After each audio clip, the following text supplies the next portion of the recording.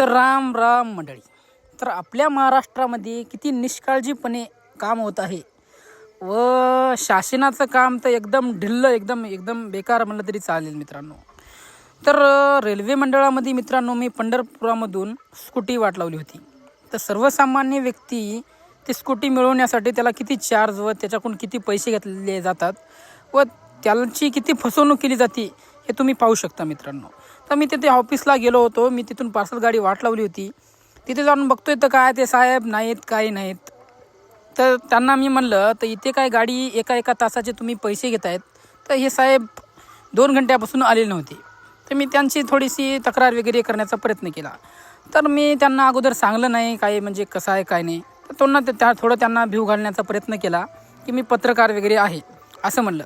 तर 2 मिनटामध्ये मित्रांनो माझी गाडी त्यांनी वापस काढून दिली. तर बघतोय तर काय नंतर गाडी पण चांगल्या कंडिशनमध्ये नव्हती. तर गाडीचं टप्पर वगैरे फुटलं होतं. तर मित्रांनो आपल्यासारख्या गरिबांना किती त्रास असतो अशा गोष्टींचा. जे नोकरीला लागलेले माणसं आहेत ते काम चांगल्या प्रकारे करत नाहीत, त्यांचं काही कळत नाही. तर पेट्रोल पंपाला पेट्रोल भरायला गेलो तर तिथला पण एक मित्र मोबाईलमध्ये डोकं लावून पेट्रोल टाकत आहे. म्हणजे किती निष्काळजीपणा आहे हे बघत ना तुम्ही. तर आपलेच लोक आपल्याला अशा कारणामुळे मागं पडत आहे मित्रांनो. तर तुम्ही पण चांगलं प्रोत्साहन द्यावं. कोणी जर असे वाईट काम करत असेल तर त्यांचा व्हिडिओ करावं, लोकांना सांगण्याचा प्रयत्न करा. तर मी मित्रांनो माझी गाडी आणली व थोडा मी आनंदात पण होतो व थोडा मी नाराज पण होतो. तर तिथून आल्याच्या नंतर मित्रांनो मला लगेच ऑर्डर होता बड्डे शूटचा. ते मी चांगल्या प्रकारे केला.